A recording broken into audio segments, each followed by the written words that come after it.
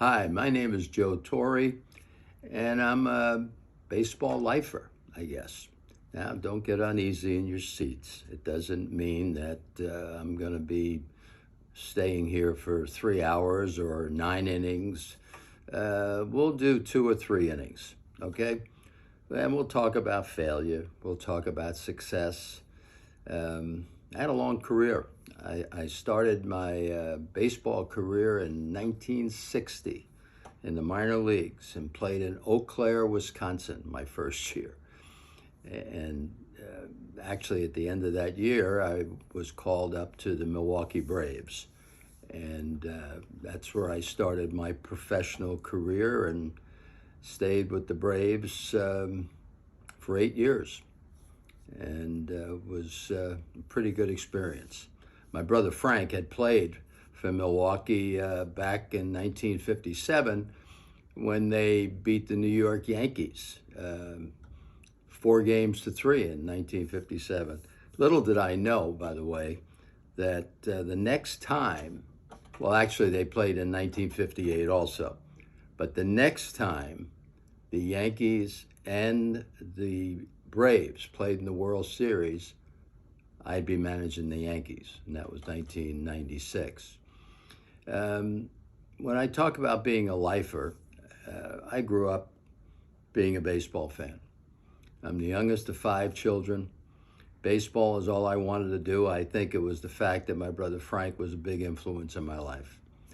And I really, I wasn't a bad student. I just didn't like school very much. So I was really banking on doing something connected with sports, baseball especially. And I had the opportunity to sign with the Braves. I did. Had a pretty good career. Played 17 years in the big leagues. Didn't always stay with the Braves. I was traded to the St. Louis Cardinals and then on to the New York Mets. And, you know, during my playing career, I had some pretty good years. I won the MVP in 1971 when I was a member of the Cardinals. Led the league in hitting that year. And then I started my managing career with the New York Mets in 1977. The interesting part is I played for 3 teams. I mentioned them, the Cardinals, the Braves, and the Mets. And then I managed all 3 of those teams. And ironically, I got fired by all 3 of those teams.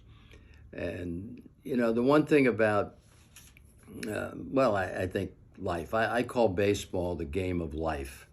You know, basically because it teaches you a lot of life's lessons. You play it every day. I always felt that I don't think I played the game of baseball. I think I lived the game of baseball. It was something that always felt brand new to me. I felt I could always work to get better. And the one thing, especially during the time that you're not successful, when I say successful, I did pretty well individually, but the teams I was on have never, reached the World Series, which is really what you play this game to be a part of. It's a special time. And I finally did with the Yankees in 1996. I think I was the only, let me see, how can I put it? Between playing and managing, I went over 4,000 games before I got to a World Series. So I guess you can say that's commitment. It was something I always wanted, and it wasn't easy. You had to work hard. You get nothing for nothing. My mom told me that a long time ago. During my playing career, I really was a leader, and I didn't even know it. I really didn't think about the leadership stuff, but when I was traded to the St. Louis Cardinals, it was the second year I was with the Cardinals, they named me captain. So I was saying, wow, this club, sees something in me that I don't see in myself. I always felt that baseball was a game that you have to prove yourself every day to yourself. You're always tested. You're out there playing the game, and there's somebody out there trying to keep you from doing a good job. Managing is where I had the most success. Even though I had a good playing career, managing is where you sort of reached your goal and you were able to enjoy the fruits of winning. I managed, first I managed the Mets. We didn't get to a World Series. I managed the Braves. We did get to the playoffs one year, but I was there 3 years. We didn't get to a World Series. Then I managed the Cardinals for 5 years, and again, I was fired in June of 1995. And as luck would have it, I got a call from the New York Yankees, and they were asking if I was interested in being on the short list to be considered to manage the Yankees. And I can't say it was a dream come true. I never thought of being with the Yankees. As a kid, I was brought up in New York, and there were 3 teams at the time in New York. You had the Dodgers, you had the Giants, and you had the Yankees. I was a New York Giants fan, which means you had to hate the Dodgers and you had to hate the Yankees. Of course, I turned out that I managed the Dodgers and the Yankees. But in 1996, it was magical for me. My other managing jobs, my winning record was I lost over 100 more games than I won as a manager.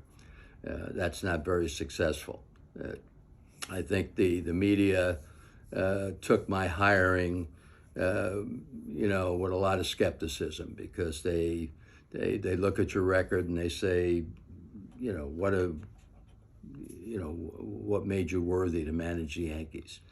So I got the opportunity in 1996. I managed the team that had been to the playoffs, and I was nervous, because now I'm right now I have to find out if I can really do this stuff. And working for George Steinbrenner, who was a very tough boss, but I was excited. Even though I was a little nervous about going in, I was excited because I knew George Steinbrenner would spend the money to try to put a winning team on the field. And that first year, we certainly in '96 we weren't expected to win. As far as getting to the World Series, we weren't the favorites, but we played well all year, and we got to the World Series, and we played the Braves first 2 games. They beat our brains out, and we were down 2-0, and then we were going to Atlanta. And funny story. It's funny now anyway. George Steinbrenner came in my office before Game 2 of the World Series, and we had lost Game 1, and we're ready to play Game 2. He says, "This game is a must."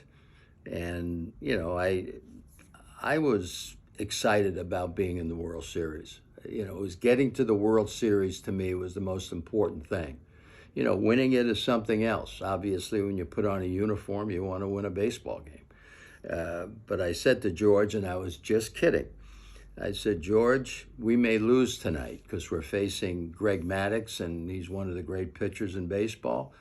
And our club hadn't played for about 8 days because we clinched against Baltimore a week before, the World Series started." I said, "We haven't played for 8 days.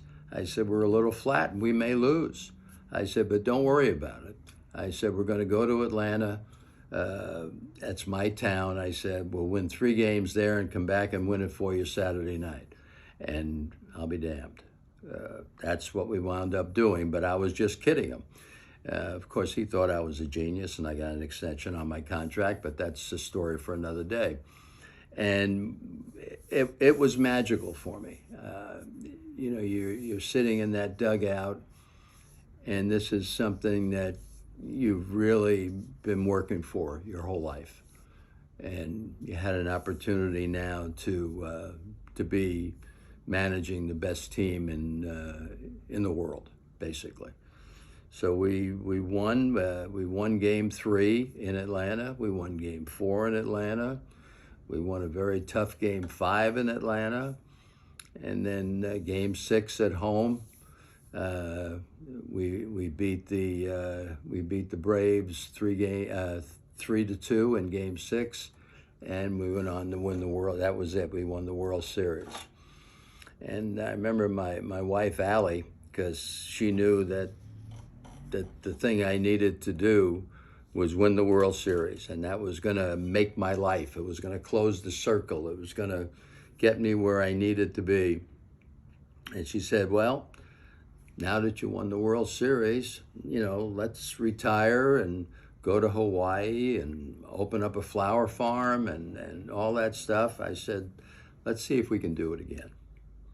And as it turned out, we did it again and again and again. We didn't win in '97. We did go to the playoffs, but we didn't win. And then in 1998, we won, 114 games during the regular season, and went on to win the World Series against San Diego. And I remember before I was with the Yankees, I used to watch when teams would win championships, whether it be in football or basketball and, of course, baseball. And you always noticed that the following year, it was very tough for those teams, for some reason, to repeat, to do it again. And you learn along the way. I mean, whether you're failing or succeeding, and that goes for life. I always felt baseball was a game of life. As I mentioned, it's something that you learn. You learn to deal with people, and you learn situations, how to take care of situations, and I just. Baseball it wasn't easy. It felt pretty good when you won. But I used to tell my players, after explaining to them what my reasoning was about the, going and trying to repeat, or actually, getting to the promised land again. And I realized that even though we were the world champs, in order to sustain, you have to get better. I always felt you had to get better to stay the same. And the reason I felt that way is when you're one of the top clubs, there's always somebody that's shooting for you. They'll save their best pitcher for you.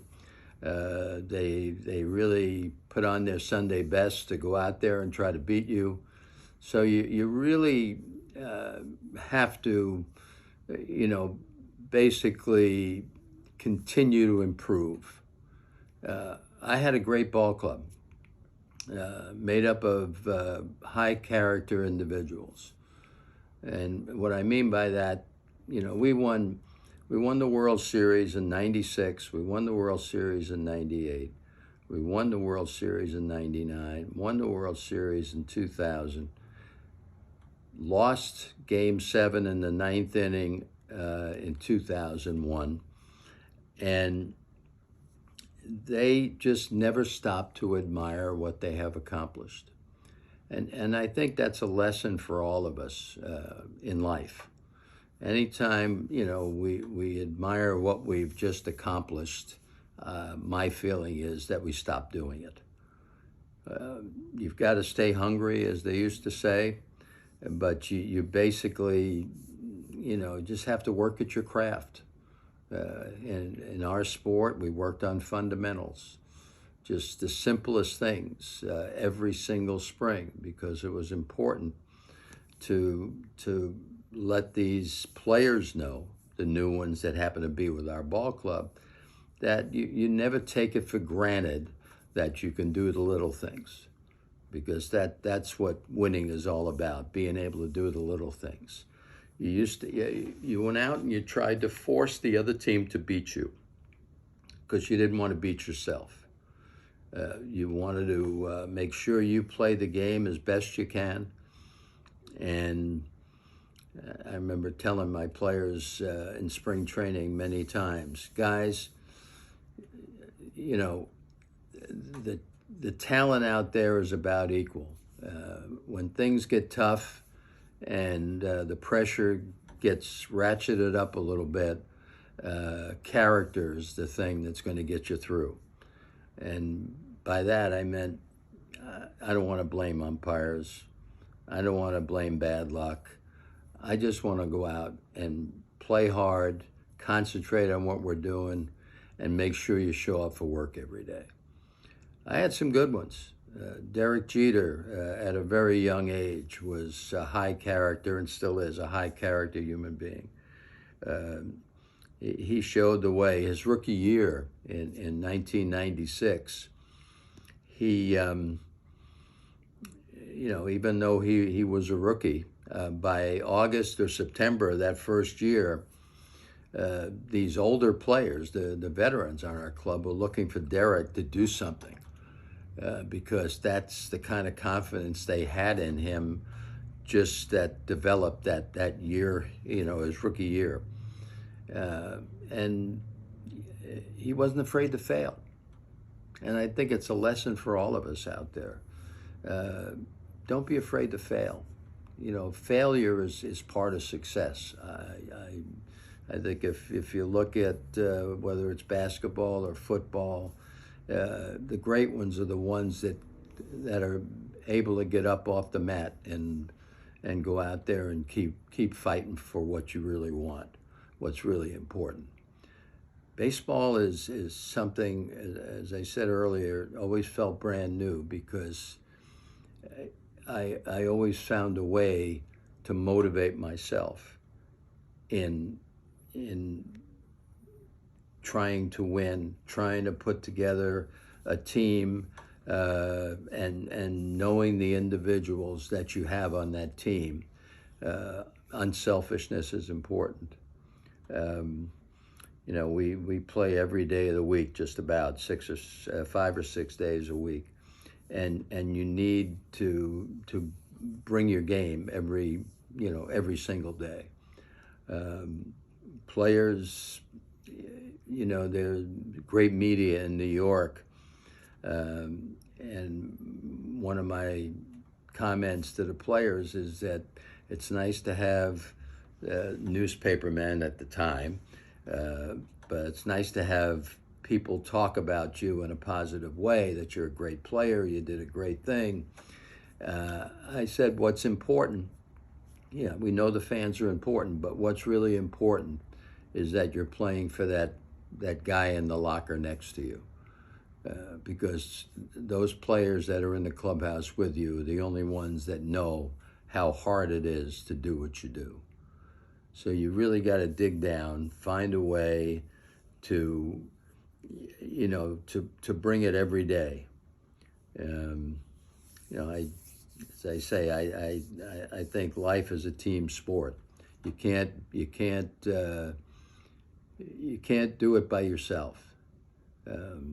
You know, there are days that you may not, you know, produce, but there's always somebody there to pick up for you. I just feel that, you know, if you're going to be successful, first off, you've got to be able to come back from failure and setbacks. It's not easy. It's not easy. I mean, if it was easy, anybody could do it. And I'm talking about success, not necessarily play baseball, but success. You've got to be resilient. You've got to want something bad enough to make the commitment that nothing's going to get in your way, or nobody's going to stand in your way to keep you from succeeding. Now, you may do everything right, like in our sport. We may go out there and play very well. It doesn't guarantee you're going to win. but it certainly enhances your chances. So that's my baseball career. It's been a thrill for me. The Yankees made my career by hiring me back in 1996. It was very special. One other thing that makes me very proud and continues to make me proud is, first off, I came from a family. I'm the youngest of five. My dad was very abusive to my mom. And I was a nervous kid growing up, low self-esteem. In fact, I didn't even go out for the high school baseball team as a freshman, because I didn't think I was good enough. Found out later on through some counseling sessions that, the fear that my dad brought on the house by being abusive is what caused that. And,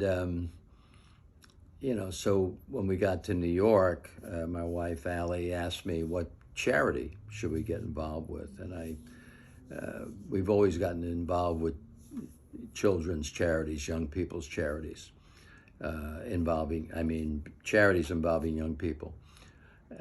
So I said to Allie, how about domestic violence? Which sort of caught her off guard because I never really talked about it, because I just kept everything inside. But I'm very proud of the work we do. We put safe rooms in schools for kids dealing with abuse. And we give them the tools to make sure that they know that they have a bright future ahead of them. So that's so important. But it's been fun talking to you guys. Just go out there, work hard, care for each other, and feel good about yourself.